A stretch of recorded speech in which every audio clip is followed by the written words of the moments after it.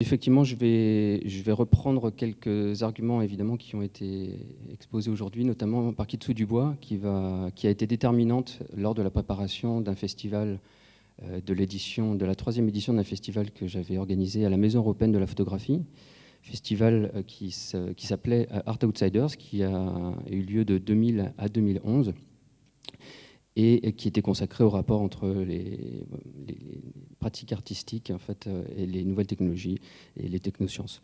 Il y a eu plusieurs thèmes, et l'art spatial a occupé une place assez importante sans que je m'en rende vraiment compte, puisque la première édition consacrée à ce thème a eu lieu en 2003, et il se trouve qu'ensuite, en 2009 et en 2011, voilà, je vais vous expliquer un petit peu plus loin. Il y a eu également, avec des thèmes qui recoupaient l'art spatial, on a eu l'occasion, notamment avec Annick Bureau, de montrer des œuvres d'art spatial.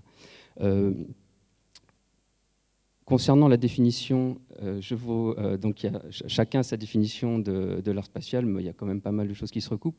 Je vous renvoie à un projet qui vient d'être mis en ligne, qui est un projet qui s'appelle Audiolats, sur aulats.org, qui est rattaché à une autre plateforme américaine qui, elle, s'appelle Creative Disturbance, et qui est une plateforme de podcast. Et donc, en ce qui concerne Audiolats, il y a le premier podcast que nous avons mis en ligne avec Annick, où voilà, Roger Malina donne sa définition de l'art spatial. Donc je vous invite, si le sujet vous intéresse, à aller regarder et à l'écouter surtout. Avant de commencer, je voulais faire un petit clin d'œil à une exposition qui aurait pu intéresser Corps Diplomatique, puisqu'il s'agit d'une exposition qui avait eu lieu, qui s'appelle Ars ad Astra, qui avait été organisée par la fondation Ours, qui était pilotée par Arthur Woods, un artiste suisse, et en lien avec l'ESA, qui avait consisté en fait à faire une exposition d'œuvres à bord de la station Mir. En 1995, ce qui m'amuse dans cette photo, c'est qu'en fait, comme vous le voyez, l'accrochage est assez gravito-centré, puisqu'on aurait pu s'attendre à ce qu'il y ait des photos un petit peu dans tous les sens, et que là, c'est vraiment sagement agencé les unes à côté des autres, et vraiment avec un sens univoque de la lecture, et pas du tout des photos dans tous les sens.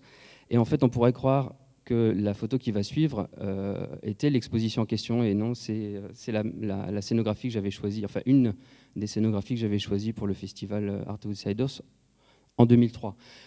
Parce qu'en fait, si vous voulez, le point de départ de ce festival consacré à l'art spatial, le questionnement en tout cas avait été lié au fait que toutes les œuvres que j'identifiais à l'époque étaient sur support vidéo, que ce soit de la danse, de la performance, sculpture, architecture, enfin tous les projets en fait qui étaient liés à l'espace m'étaient envoyés par les artistes sous la forme d'un format vidéo. Alors pour les uns, c'était c'était plus un statut de document, voire de documentaire. Pour les autres, c'était là la vidéo avait vraiment été exploitée comme un matériau artistique pour être ensuite le cœur d'une installation vidéo, par exemple, comme c'est le cas par exemple pour Kitsu Dubois. Et donc le problème pour moi, c'était de ne pas faire une exposition qui soit monotone et qui soit un empilement comme ça d'écrans, ce qui aurait pu être très, très ennuyeux. Et je voulais vraiment transmettre au public le ravissement que j'avais eu en découvrant ces œuvres-là. Et j'ai essayé en fait de mettre en pratique les différents échanges que j'avais eus avec les artistes. Et celui, je dois dire, qui a été le plus déterminant, c'est les nombreux échanges que j'ai eus à l'époque, et avec Annick et avec Kitsu Dubois, parce que Kitsu a un talent quand même aussi particulier pour verbaliser l'expérience en 0G. Et du coup, j'ai adapté en quelque sorte, où j'ai fait mien les différentes pistes qu'elle avait explorées pour la mise en scène de ces chorégraphies. Et j'ai questionné le commissariat d'exposition à la lumière de ces réflexions. Et comme vous pouvez le voir ici, en fait, pour ne pas qu'il y ait un enchaînement d'écrans, une des salles d'exposition collective en fait, était plongée dans l'obscurité. Au fond de la pièce, il y avait un immense miroir, puisque la salle était quand même relativement petite et bas de plafond. Donc, au fond, il y avait un miroir pour justement qu'on n'ait vraiment plus du tout les limites de la pièce, que ça ne soit pas perceptible immédiatement. Au sol, il y avait une tonne de cailloux, ce qui avait ravi le directeur du musée de l'époque.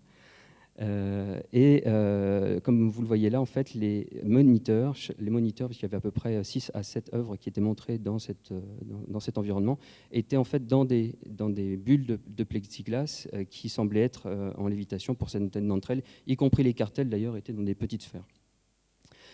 Donc le but, c'était, si vous voulez, le but de cette scénographie, c'était pour moi d'immerger, là encore on parlait d'immersion tout à l'heure, c'était d'immerger le public avant même qu'il découvre le contenu des œuvres et de l'immerger dans une sorte de décalage au niveau des sensations, qui est cette espèce de perturbation sensorielle dont Kitsu a parlé et qui déplace un petit peu le regard et qui évidemment neutralise, y compris dans l'image que vous voyez là, qui neutralise la perception vraiment très quotidienne qu'on peut avoir de l'écran. Dans ces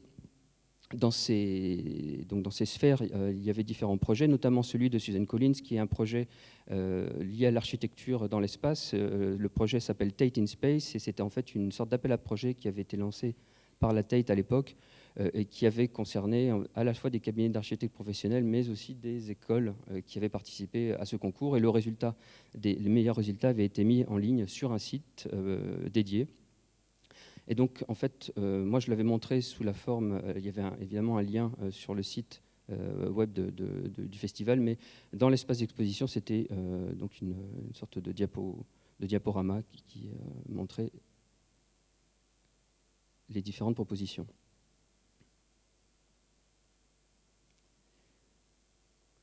Donc là, on voit l'exemple de l'architecture. Ici, je ne vais évidemment pas vous montrer toute la vidéo, mais il y avait également une œuvre de Pierre Comte, qui n'est pas tout à fait la même que celle dont Annick a parlé tout à l'heure, qui s'appelle Zero G Art et qui fait partie de ces objets qui sont sans signification si vous les exposez au sol, puisque leur vocation est d'être déployés dans un environnement sans gravité. Alors je dirais que ce qui m'intéresse par rapport à la sculpture que nous a montrée Annick tout à l'heure, c'est-à-dire le Cosmic Dancer d'Arthur Woods, vous verrez qu'ici la dimension de l'articulation de la sculpture amène une dimension vraiment très poétique. On a l'impression, en fait, désolé pour la qualité de l'image, on a l'impression qu'avec l'impulsion de départ, l'objet est mu par une sorte de mouvement interne. Alors là, vous verrez, en fait, il a été expérimenté dans différents environnements, à la fois dans des vols en 0G et aussi, comme vous allez le voir là, à bord de la navette Columbia.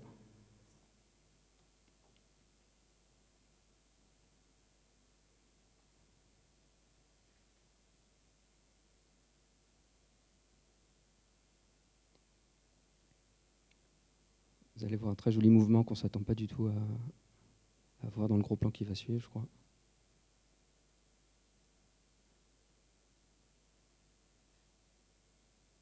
Voilà.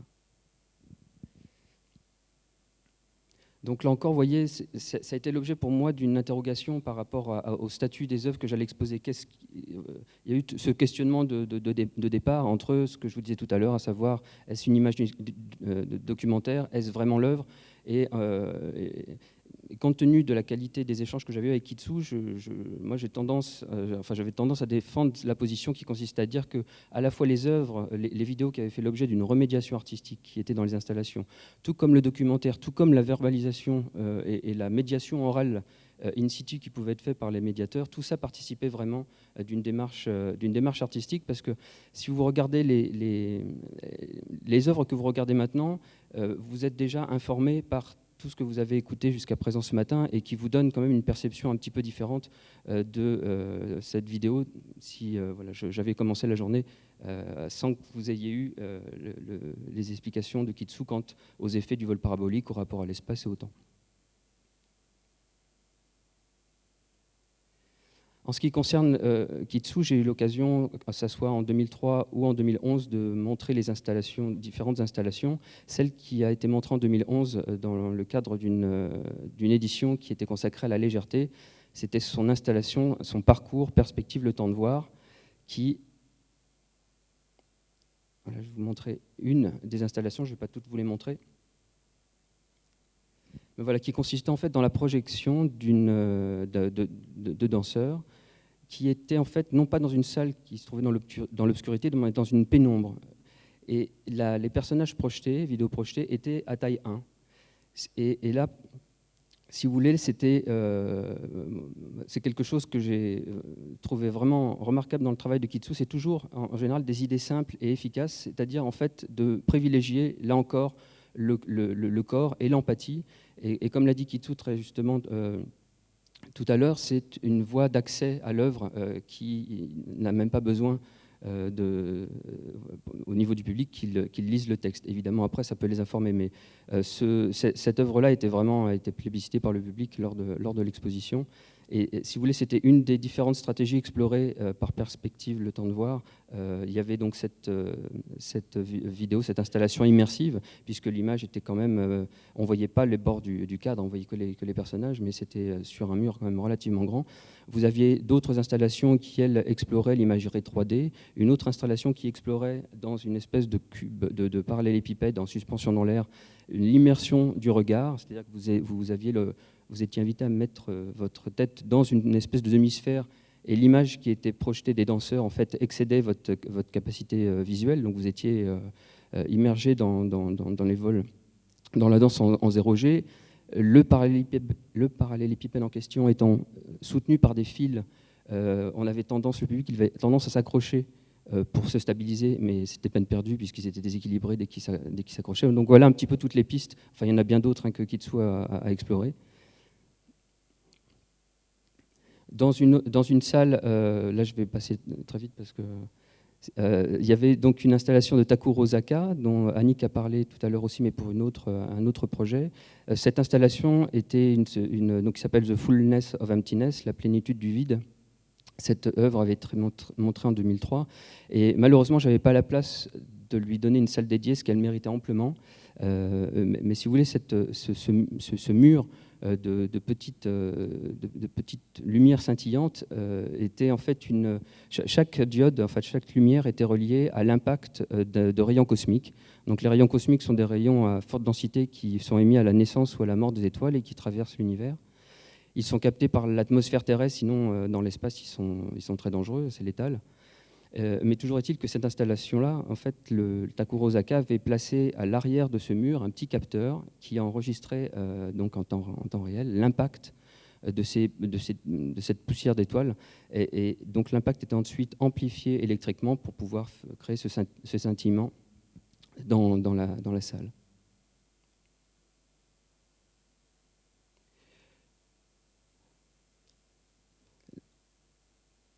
Là, je vais vous présenter Collision de Richard Clark, qui est un artiste américain. Alors, comme vous le remarquez, c'est marqué Collision 2, puisque, en fait, quand j'ai rencontré Richard Clark, il m'a présenté son projet Collision sur une cassette VHS qui était dans un état assez lamentable. Et donc, on est vraiment parti dans une collaboration qui a duré plusieurs mois, puisqu'il a, en fait, fallu complètement refaire l'œuvre. Et j'ai eu de la chance à cette époque-là, puisque j'étais en contact avec une jeune entreprise française qui développait une technologie de projection d'images en 3D sans lunettes et sans support de projection. C'était en fait une sorte de technologie avec un miroir concave qui faisait que vous avez l'appareil. C'est un petit peu comme la princesse Leia dans Star Wars, c'est-à-dire que vous aviez ce que vous voyez là, je vais vous expliquer de quoi il s'agit, mais c'était montré dans l'espace d'exposition sous la forme d'une sculpture en 3 dimensions complètement qui semblait vraiment tangible.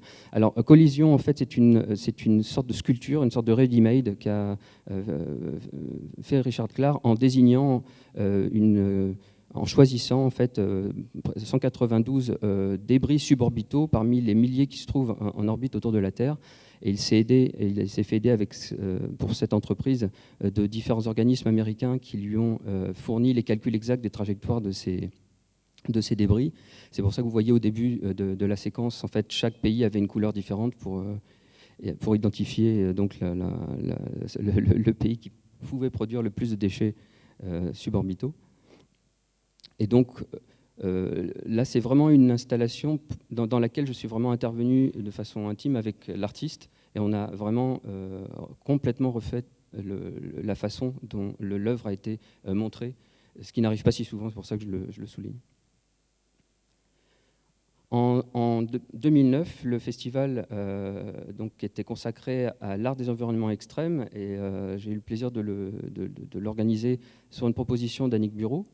Et donc là, une autre façon de montrer une œuvre d'art spatial a consisté à exposer Moon Museum de Forrest Meyer, qui est une œuvre qui date de 1969 et qui est une sorte de conservatoire, comme vous voulez. En fait, là, donc l'œuvre, c'est une impression de six œuvres d'artistes américains sur une petite tuile de céramique qui mesure, vous voyez, à peine la taille d'un ongle.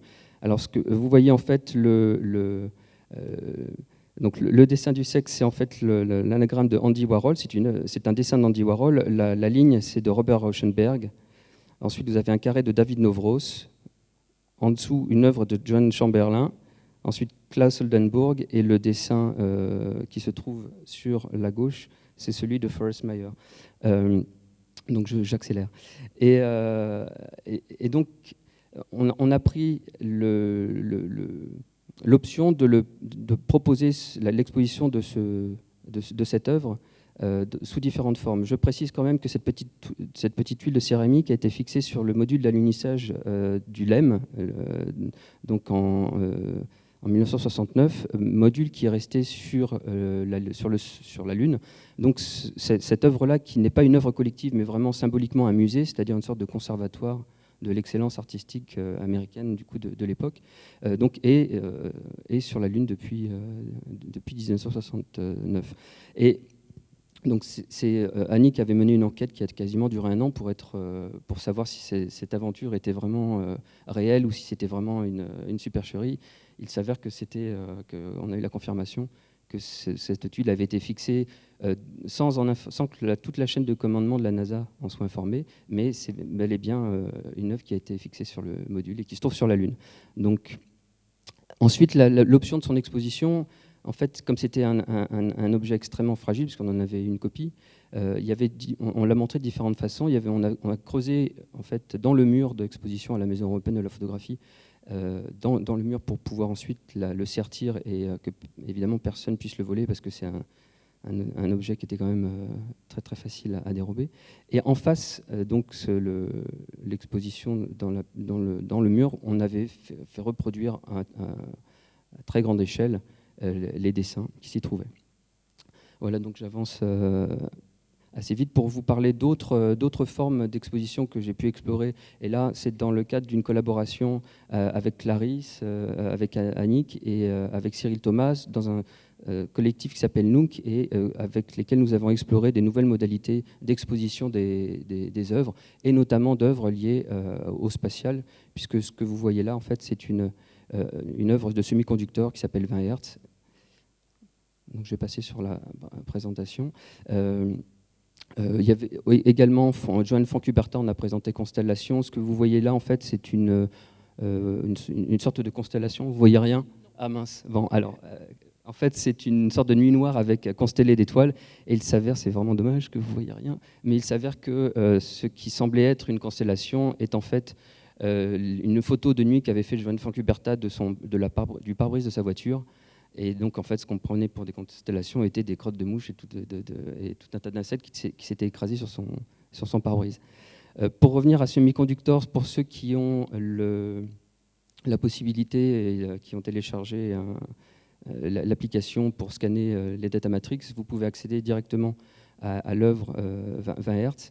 Et c'est donc, si vous voulez, le projet 6x6, pour faire court, c'est un projet qui consiste en fait à, in fine, c'est une exposition pour téléphone portable ou pour interface mobile, et elle est présentée sous la forme d'un catalogue, qui est donc à la fois un catalogue et un objet d'exposition, puisque les œuvres présentées le sont via les data matrix, et ces data matrix sont sur des autocollants qu'on peut coller absolument partout. Donc on invite le public qui s'en empare en général c'est une sorte de commissariat d'exposition déléguée, puisque chacun est invité à faire son accrochage chez lui, dans la rue.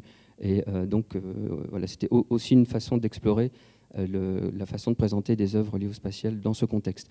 Et je vais finir avec juste une autre expérimentation que j'ai pu faire, qui était cette fois-ci au CETI, l'Institut de recherche de formes d'intelligence extraterrestre qui se trouve en Californie, qui était dans le cadre d'un workshop organisé au NASA M Research. Et en fait, ce qui m'intéressait dans cette expérimentation, c'est que j'avais 24 heures pour faire l'exposition sans avoir